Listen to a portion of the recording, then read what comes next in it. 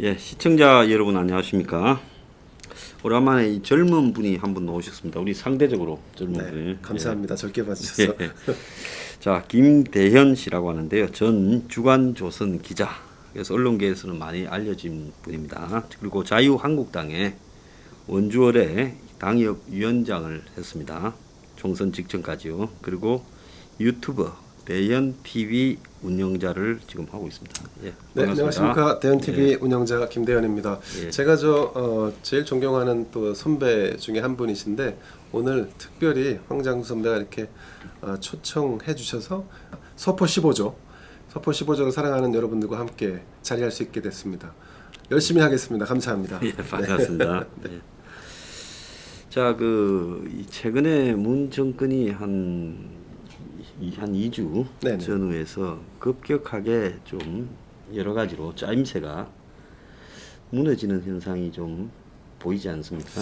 예, 지금까지는 그렇습니다. 위기가 오면 극복하고 또 위기가 오면 다른 걸로 대받아치고 뭐 이러면서 네. 역대 정권과 비교해서 어쨌든 저들끼리는 탁월한 이 뭐라고 할까요? 이 전국 장악력 또 그렇죠. 정치 공학적 테크닉을 발휘했는데 네네.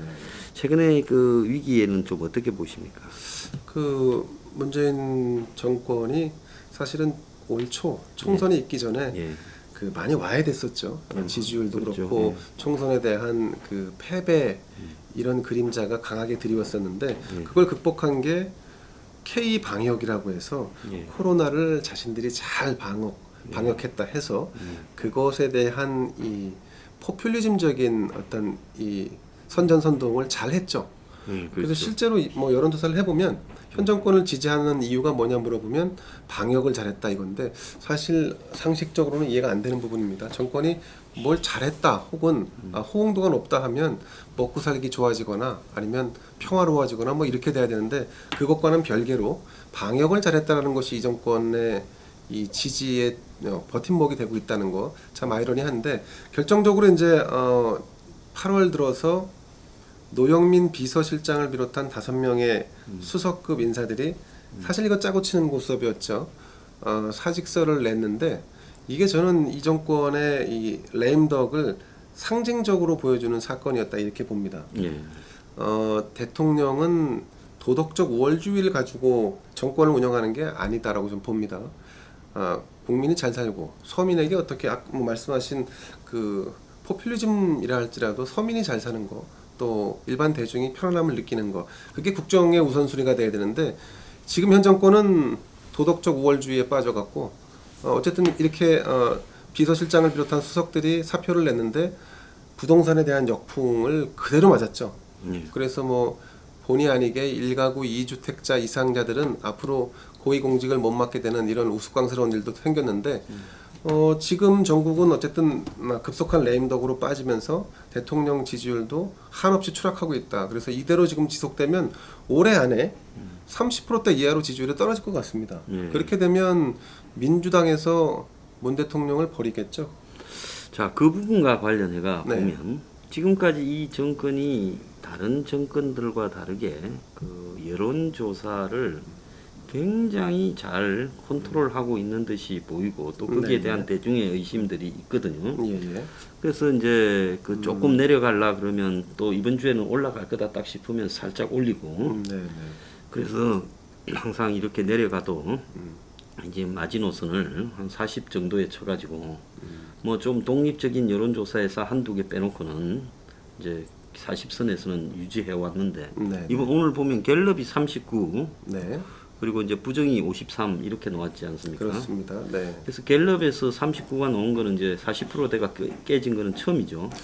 이게 좀 두 번째죠. 두 번 전에도 한번 깨졌나요? 예. 그 유명한 조국이라는 사람이 사고를 친 그때 10월 아마 셋째 그때 한번 주였던 깨졌겠다. 작년 10월 셋째 주였을 겁니다. 그때도 최저 포인트로 떠졌는데 그때가 39%였습니다. 39. 지금은 딱 그때와 똑같이 동률이네. 나온 거죠. 네, 그렇습니다. 자, 그러면 조국 때는 뭐 이 조국이라는 사람이 가지고 있는 대중의 어떤 이 상식 부분을 배신하고 또 그렇죠. 이 뭐 공정성 이런 걸 배신해서 네. 그렇게 나왔다 이렇게 보지만은 이번에 이 사태는 이게 굉장히 좀 이 복합적인 요소들이 뒤섞인 것 같아요. 총선 지나고 지금 굉장히 오래된 것 같은데 그렇죠. 넉 달인데 네. 총선 넉 달 동안 이 사람들이 보인 정치 행태에 대한 일정한 좀 심판이다 이렇게 봐야 되지 않겠습니까? 예. 가장 결정적인 건 뭐라 보십니까? 뭐 결정적인 건 뭐 여러분들도 다 아시겠지만 부동산 실패가 가장 직접적인 원인이 됐다고 봅니다. 황장수 소장님도 늘 말씀하시지만 정권이 몰락하는 거는 어떤 뭐 퇴진, 뭐 결사 반대, 뭐 이런 걸 아무리 외친다고 되는 게 아니라 결국 나의 재산권, 나의 이익을 침해당하는 그 순간 사람들은 분노하게 돼 있다고 저도 생각을 하는데 이 부동산 정책이 결국 집을 사려는 자, 가진 자, 거래하는 자 이런 모든 사람들에게 막대한 불이익을 입히는 지경에 처했습니다. 거기다가 그 불이익이 고스란히 정권이 가져가서 세금으로 뜯어낸 다음에 그거를 일반 그 서민들에게 또 자기들이 나눠주겠다는 이런 속셈 아니겠습니까? 자, 사람들이 그 본질을 알게 된 거죠. 그리고 이제 현 정권의 뭐 이를테면 독주랄까 그 정권이 국정 운영을 잘하면 그러면 독주를 해도 뭐 누가 뭐라 하겠습니까? 그런데 잘 못하는 계속해서 사실 지난 3년 동안 문재인 정권이 잘한 게 별로 없잖아요. 그런데 그때마다 아까 말씀하신 대로 계기를 잘 활용해서 뭐 이를테면 선전선동을 활용해서 그걸 다 위기를 극복해 온 것이지 실제로 국정 운영을 잘했다고 보기는 어렵습니다. 지금 국민들이 독주하고 있는 이 형태 지난번에 180석 가까운 의석수를 확보했는데 국회 운영만 봐도 이런 식으로 국회 운영을 할 거면 그러면 아예 그냥 자기들이 국회를 다 뭐 도리친다든지 아니면 다 그냥 석권해서 그냥 가는 게 낫죠. 이 일부의 목소리라도 반대의 목소리를 어떤 식으로든지 투영시킬지에 대한 고민이 없어요. 네, 그럼 이런 독주에 대해서 당연히 반발하죠. 더군다나 보수 진영 이 패싱 당하고 있다는 전체 대한민국 사회에서 외톨이가 되거나 아니면 저 그냥 일개 뭐 보수 성향의 어떤 시민으로 취급받는 이 사람들이 지금까지 계속 붕괴해 왔는데 여기에 결정적으로 부동산 실정이 기름을 부었죠. 자, 그렇게 본다고 하면 네. 과거에 이제 제가 그 노무현 정권에 사실 제가 민주당에 있다가 예. 반대해가지고 네. 어려움을 많이 겪고 했는데 노무현 정권 때 보면 하는 것마다 네. 탄핵에서 복귀하고 이렇게 돼갈 때만 해도 총선 승리하고 할 때마다 어떻게 저 사람은 하는 게마다 저렇게 다 승승장구했죠. 승승장구하나 네. 이렇게 많은 사람들이 생각을 했죠. 네, 네. 근데 이제 3년 차 딱 4년 차로 넘어가는 순간에 당이 네. 해체되고 맞습니다. 다 도망가 버리고 쪼개졌죠. 대통령을 버리고 여당이 네. 쪼개졌지 않습니까? 그때 뭐 국회의원 됐던 그 탄도리들이 다 사실 제 역할 못하고 뿔뿔이 흩어졌죠. 네, 그때 이제 네. 청와대에 있던 행정관급들이 지금 비서관 수석하고 자빠졌고 그렇습니다. 네. 그때 또 탄도리들이 이제 다 뿔뿔이 흩어졌다가 지금 또 이제 다시 뭉쳤죠. 이제 3선 4선이 돼가 중진 맞습니다. 행세를 하고 네. 있고 그렇잖아요. 자, 그렇게 보면 노무현 정권이 무너질 때 아마 마지막에 노무현의 두려움이 상당히 커서 박근혜 당시 한나라당 후보를 대표를 네. 불러다가 원포인트 개헌 제안까지 하고 연정까지 맞습니다. 제안했잖아요. 네, 연정을 제안했죠. 네, 그러니까 그건 뭐 굉장히 두려움의 어떤 테러에 대한 걱정이지 않았겠어요? 그때도 연정을 제안한 노무현 대통령한테 쇼한다고 욕을 많이 했죠. 네, 쇼한다 욕을 많이 네. 했죠. 그래서 이제 연정도 안 되고 네. 그리고 한때는 또 이제 MB 이명박 쪽에도 또 여러 가지 이 제안도 하고 네, 이렇게 다양한 이 출구를 열라 했는데 지금 이번에 보면 문희 네. 저 노영민 비서실장이. 실장을 유임시켰잖아요. 네, 그렇습니다. 그래서 저게 뭐 유임이 아니라 한두 달 있다가 뭐 누가 뭐 양정철이든 누가 들어가면 이제 순차적으로 정리하려는 게 아니라 어제 오늘 느낌을 보면 아예 그냥 노영민이로 쭉 가겠다 이런 느낌으로 또 좀 비춰져요. 어떻게 봅니까? 뭐 저는 그렇게 보지는 않습니다. 네. 뭐 문재인 지금 대통령이 선택할 수 있는 카드가 아무리 없을지언정 노영민을 계속 가져가려고 하는 그런 스텝이었다면 지난번 사의 표명할 때 노영민은 뺐어야 되지 않나 싶은 생각이 들어요. 싸우다가 터진 것 같기도 하고. 그렇습니다. 뭐 김종원 수석하고 뭐 진짜 싸웠는지 어쨌든 뭐 원성을 높였다는 건 사실인 것 같으니까 저는 노영민 현재 비서실장은 그 힘이 완전히 빠졌다고 생각합니다. 역으로 그 사의를 표명했던 자가 오너한테 너 지난번에 실수했던 거 다 괜찮아. 오케이 여러분 사원 여러분 우리 저 노영민 실장 앞으로 잘할 거니까 제가 믿습니다라고 해서 뭔가 공개된 발언을 해줘야지 힘이 실리죠. 근데 사의를 표명한 사람한테 잔류시킨다고 해서 그냥 형식상 잔류 아니면 암묵적 잔류를 시켜놓으면 그 사람에게 힘이 실리겠습니까? 저는 오히려 그 이번에 정무수석으로 들어간 최재성 수석한테 힘이 실리지. 결국에는 노영민 실장은 언제든 교체할 수 있는 카드 그런 상황이 돼 있다고 좀 봅니다. 그래서 그런 측면에서 보면 네. 이 문 정권이 출범할 때 지난 정권을 탄핵해가지고 조기 대선을 치르고 네. 출범했고 맞습니다. 네. 그래서 이제 처음부터 굉장히 자기 정권의 의혹이나 비리가 노출되지 않도록 네, 네. 거기에 굉장히 신경을 쓴 정권으로 비춰지거든요. 예. 딴 사람들은 말기가 되면 신경 쓰는데 의도적으로. 예, 예, 예. 그래서 처음에는 비서실장이 임종석이고 이제 수석이 그 민정수석이 조국이지만은 네. 사실은 임종석은 뭐 좌파를 관장하거나 대북용으로 비춰지고 실제로 그 문의 개인적인 의혹이나 뭐 비리라나 이런 부분과 연결되는 부분은 조국이 관장하면서 좀 정리를 해오지 않았나 이렇게 봐요. 아, 예, 예. 근데 조국이 이제 그래서 법무장관으로 승격시켜가 수석의 한계를 넘어서서 이제 사법부를 장악하고 네, 네.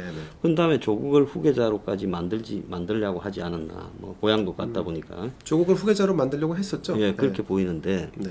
그러니까 조국이 불의의 일격을 맞고 어쨌든 빠져버리니까 네, 네. 그 다음에 이제 그 등장한 부분이 결국은 그 이제 그 조국보다 한 몇 달 네. 전에 이제 비서실장이 된 임종석. 네.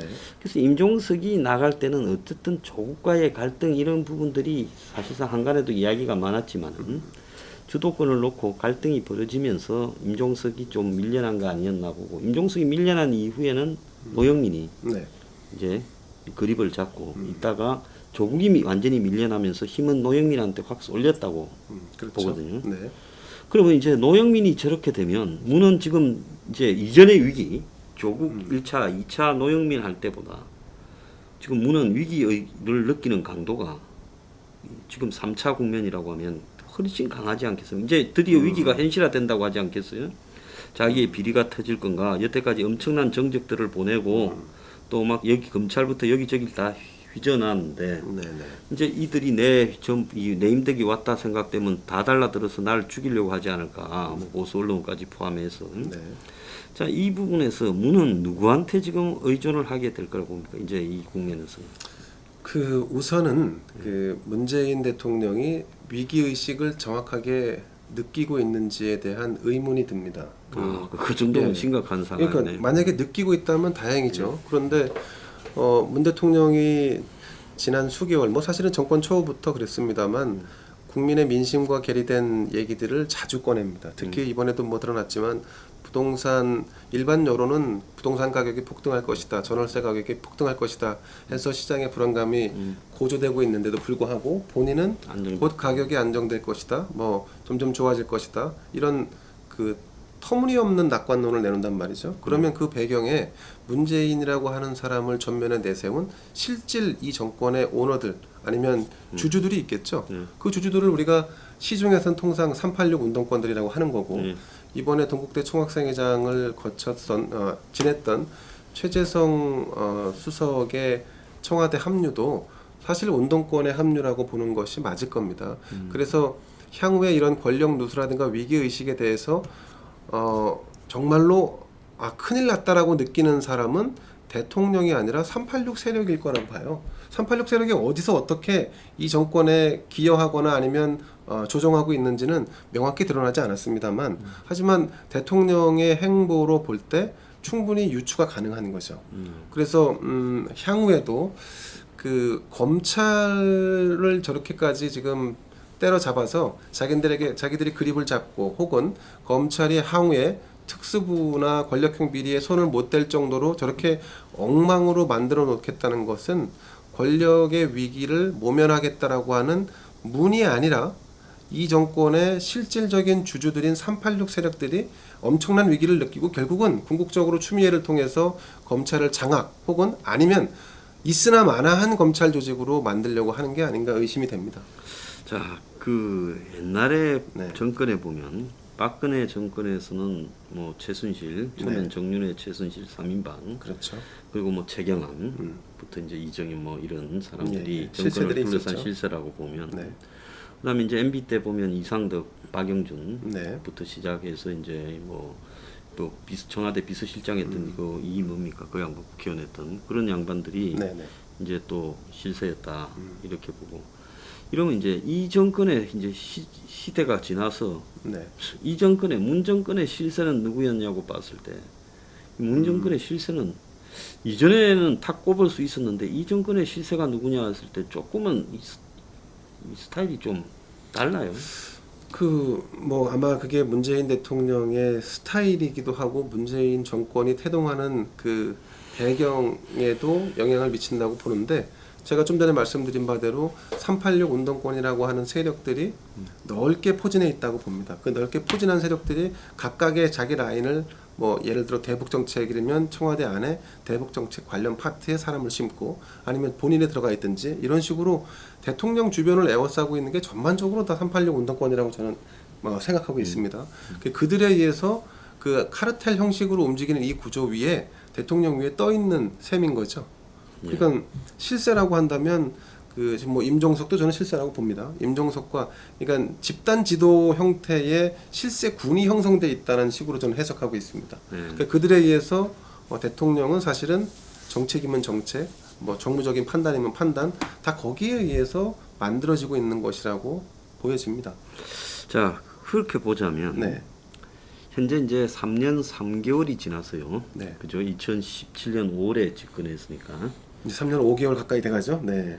3개월이죠. 3개월인가요? 네, 5월 달이니까 지금 8월 달이니까. 아, 그렇죠. 3년 아, 3개월이. 예, 맞습니다. 그럼 3년 3개월이면 지금 요즘 이제 무너지는 기세가 조금 보이지만 다른 정권보다 굉장히 흔들리지가 않았거든요. 그리고 위기 극복이 좀 위기가 몇 번 왔지만 네, 금방 이렇게 탄력적으로 회복이 됐어요. 네, 그게 뭐 쇼든 뭐든요.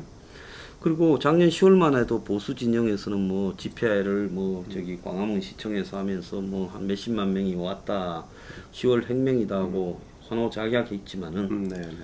그게 뭐 이 조국을 빼고 난 뒤에 금방 그냥 11월 달부터 이제 반격에 들어가면서 이 보수 진영이 질이 멸렬해져서 총선까지 끌려가다가 총선에 지금 대패하는 상황이 벌어졌지 않습니까? 그래서 저렇게 10월 달만 해도 10월 말까지 그냥 문을 좀 비판하고 지지율도 형편없이 떨어졌다가 정작 총선으로 갈수록 더 코너로 몰려야 될 건데 네. 다시 살아나가지고 이 총선에서 코로나 바이러스 덕분이죠. 네, 코로나 바이러스 덕분인데 네.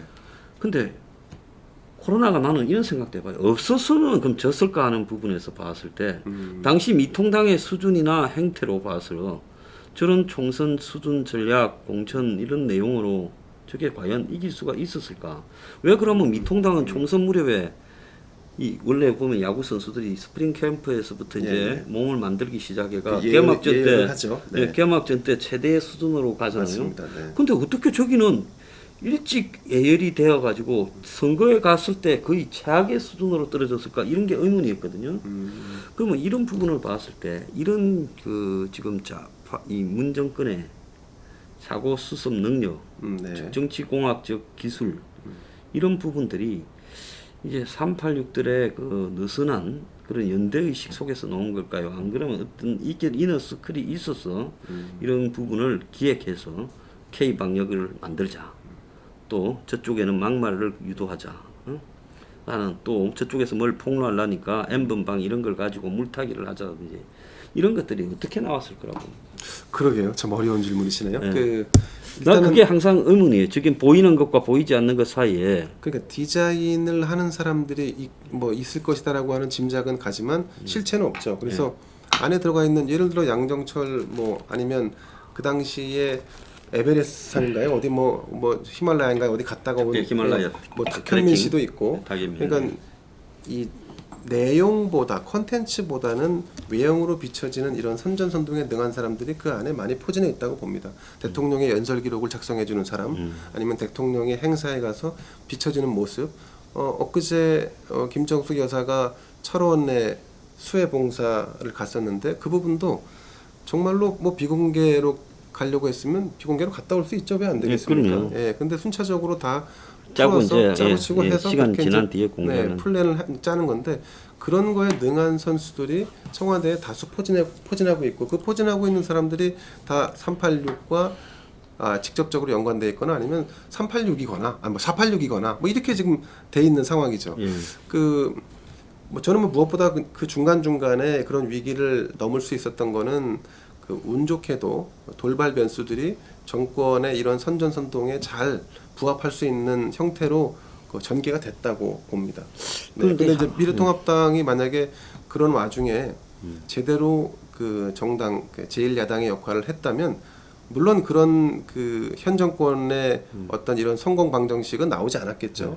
그리고 미래통합당이 지난번 총선에서 이렇게 완패하지도 않았을 거라고 봅니다. 그러니까 어떤 기획에 의해서 뭐 막말을 뭐 일부러 만들 수 있겠습니까? 그건 아니죠. 막말이 불거지면 그 막말을 확산시키는 데 있어서 그런 선전선동에 능한 사람들이 현 정권을 그 대통령 주변을 감싸고 있다. 그 감싸고 있는 그 사람들에 의해서 이런 게 만들어지고 가공되고 있다라고 보고 미래통합당은 상대적으로 자신들이 가야 할 이 정상 궤도의 야당, 제1야당의 어떤 비판 그리고 일부는 대안을 만드는 모습까지도 보여줘야 되는데 그게 안 되죠. 지난번 총선 공천도 그랬지만 사실은 다 자기들이 그 구태의연하게 세력의 어떤 입김, 뭐 아니면 우리 세력, 우리 진영 이렇게 해서 공천을 하면 그럼 국민들한테 감동을 못 주죠. 정권이 못하면 야당이라도 제대로 해서 국민들이 좀 기대심을 키워야 되는데 전혀 부응을 하지 못하니까 이 선전선동에 능한 이 선수들이 꾸려가는 정권이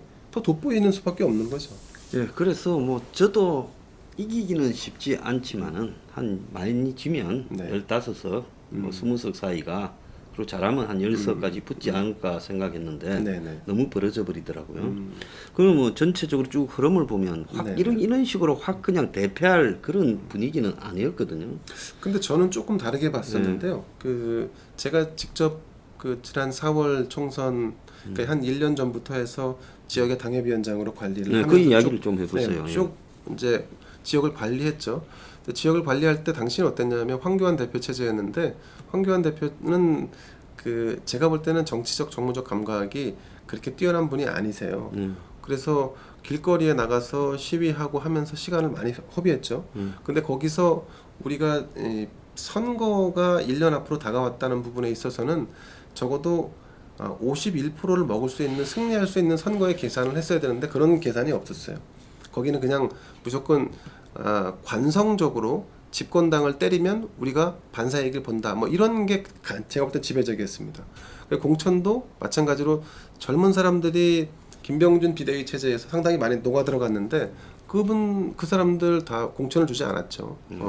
공천을 주지 않은 이유가 뭐 이를테면 더 경쟁력이 있는 사람이 있어서 공천을 안 줬다고 하면 그것도 설명이 가능하죠. 그런데 자신들과 가깝거나 아니면 누구의 민원을 받거나 아니면 어떤 식으로 권력의 메커니즘에 의해서 이번엔 이 사람 줘야 한다라고 하는 이런 구태 방식으로 공천을 주니 당연히 선거를 이길 수가 없죠. 저는 그래서 제 지역구 같은 경우는 선거를 전 진다고 봤어요. 무조건 진다. 원주에 갑을 2개 지역이 있는데 갑 지역은 이광재가 튀어나왔고 을 지역은 여러분도 아시겠지만 법사위 간사를 오랫동안 했던 송기현 의원이 그 재선을 노리는 지역이었습니다.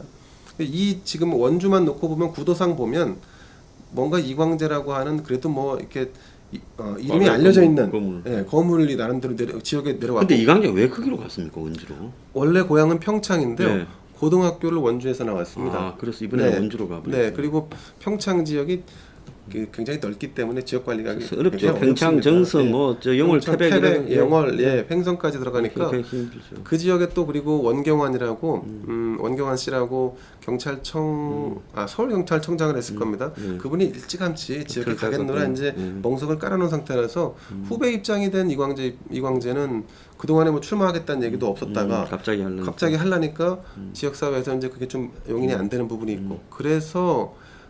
대신 온 게 원주 지역이고 근데 제가 딱 그 당시에 제 느낌상 판단을 해보니까 원주는 특단의 어떤 대책이 아니면 갑을 지역 다 지겠노라 이렇게 판단이 서더라고요. 좋은 여건이 아니었죠. 예, 좋은 여건이 아니었죠. 근데 거기서 더 나가서 이광재를 당시 민주당에서 그 강원도 선대위원장으로 앉히면서 강원도 지역 전체 판을 흔들려고 했었던 겁니다. 그래서 이건 자칫하다가는 영서권이 다 날아가고 영동권까지도 다 먹힐 수도 있겠다. 그런데 다만 우리가 이제 그 이광재 확산세를 조금 좀 주춤하게 만들 수 있었던 것은 이광재 씨가 전과가 많아요. 그럼 여러 건으로 사고 쳤죠. 여러 건의 사고가 살다 있었고, 왔죠. 그리고 이제 선거가 막판으로 가면 갈수록 이 이광재에 대한 비토, 고향 사람도 아닌데다가 여러 가지 전과 사실도 있고, 그리고 도지사까지 지냈으면서 약간 좀 뭐랄까 꼼수 형태로 해서 공천까지 받아왔고 기존의 지역에서 열심히 뛰던 사람은 그래서 결국 무소속으로 출마를 강행했습니다. 그러니까 통합의 어떤 그 묘미도 살리지 못했고 그런 상황에서 제가 보니까 이거 만약에 시간이 더 있었으면 이광재 씨가 낙선할 수도 있었겠다는 생각이 들었지만 어쨌든 시간은 정해져 있는 거고 강원도 영서 지역은 민주당으로 다 넘어가겠다는 생각이 판단이 들었죠. 네. 근데 이 가장 큰 원인은 공천에 대해서 중앙당이 지역별로 전략을 제대로 만들지 못했어요. 근데 그런 관심 자체가 없었죠. 네, 그러니까 공심위는 결국은 뭐 공천심사위원장이 그만두고 나가는 그런 이상한 행태까지 보이고 미래통합당에 정말로 지난 총선을 치르면서 미래를 생각했는가 의구심을 갖게 하죠. 거기에서 그 지역구를 당협위원장을 몇 개 좀 오래 맡았고 있었죠. 제가 한 1년 2개월 가까이 했죠. 그럼 1년 2개월까지 당협위원장을 맡아서 나름 지역구 관리를 많이 했을 거 아니에요. 그렇습니다. 네, 쉽지 않은 일이지만 지역구 관리가 참 머리 아프고 골치 아픈데 예, 그걸 했고 행사도 다니고 뭐 그럼요. 행사도 하고 이랬을 거 아니에요. 아예 지역에 그냥 살았죠. 네. 네네. 자 그러면 본인도 뭐 이 서울에 있다 가끔 내려간 게 아니라 지역의 바닥을 닦고 다녔는데. 그렇습니다. 근데 마지막에 이제 공천을 결정할 때는 그러면 지역에 그 정도 닦았으면 그 원래 지금 이제 최종 공천을 받은 당시에 이제 그 통합당에 이제 그 출마자는 예, 있습니다. 네. 이제 그 본인보다는 지역 기반이 훨씬 약했을 건데 왜 공천 결과가 그렇게 나왔어요? 꼭 그렇지는 않은 게요. 그분은 19대 때 국회의원을 지냈었고 20대 때 출마해서 낙선을 하신 분이에요. 낙선을 했고. 그러면 이제 이번에 21대까지 도전을 하면 사실 세 번째 도전을 하는 셈이라서 지역에서는 인지도 면에서는 제가 뒤졌다고 좀 봅니다. 네. 다만 미래통합당이 선거 전략을 처음에 애당초 세울 때 우리가 집권당을 심판하려고 하는 게 첫 번째 목적이었고 두 번째는 당의 혁신과 변화를 추구해야지만 다음에 정권을 되찾아올 수 있다는 것이 그 밑바닥에 깔려있는 전체 어떤 전략이었는데 그걸 다 무시한 거죠. 그러니까 제 얘기가 아니라 이게 젊은 사람들이 지역을 가졌던 노원, 송파, 뭐 영등포 그다음에 뭐 많은 지역들이 아무런 어떤 이유나 명분 없이 다 젊은 사람들을 쳐내고 구태의연한 사람들 혹은 이 지역구 해당 지역구에 그 전혀 연고가 없는 사람들을 그러니까 무작위로 막 공천을 해버렸죠. 제가 처음에 그 젊은 분들로 좀 바꿀 때 내가 저 당의 체질로 봤을 때 보관시켜 놨다가 잠깐 막 종천이 되면 다 뺐을 것이다. 그러면서 젊은 사람한테 기회를 준다고 저걸 사기를 치고 있다.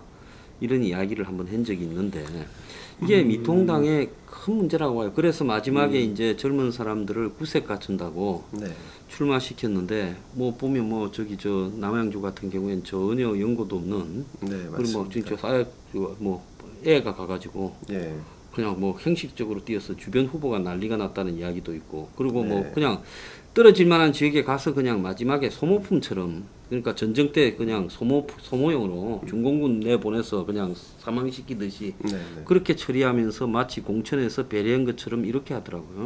그러니까 애당초 이제 당에 들어와서 1년 넘게 지역구를 관리했던 젊은 사람들은 대체로 공천을 못 받았거나 대부분 다 떨어졌습니다. 지역별로도. 그런데 이제 그 사람들을 대체하는 새로운 젊은 사람들이 등장을 하죠. 그래서 기존에 열심히 지역을 다져온 사람들 그리고 대정부 투쟁을 지난 1년 동안 길바닥에서 아스팔트 위에서 했던 사람들은 대부분 공천에서 탈락하거나 아니면 뭐 심지어는 그 경선도 안 하고 그냥 한 지역도 많아요. 그리고 나서 새로 들어온 젊은 사람 몇몇을 가지고 앞에 꽃꽂이 형태로 내세워서 선거를 치렀어요. 결과는 완패였죠. 네.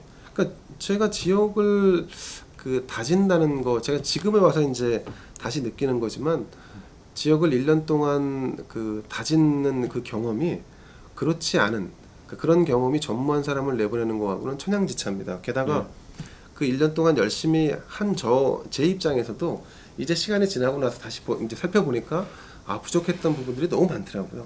그러면 지역 유권자들이 느낄 때는 더하지 않겠습니까? 지역에 와서 그나마 1년 동안 열심히 했던 친구들도 모자라다 부족하다고 느꼈을 터인데 갑자기 날아든 그 뭐 젊은 사람이든 아니면 나이 든 사람이든 그런 사람들을 지역 주민들이 수용할 수 있는 시간적 여력이 없었던 거죠. 그러니까 그렇게 공천해놓고 민주당을 이기겠다고 얘기를 하니 그게 무슨 아무런 전략이 없는 거죠. 제가 그래서 황교안 대표의 공천 인식, 그 공천 과정에서 황 대표가 아무것도 하지 않거나 혹은 온전히 자신의 주변 몇몇만 어떤 챙기는 식의 이 공천 과정을 감독했다는 거에 대해서 통탄합니다.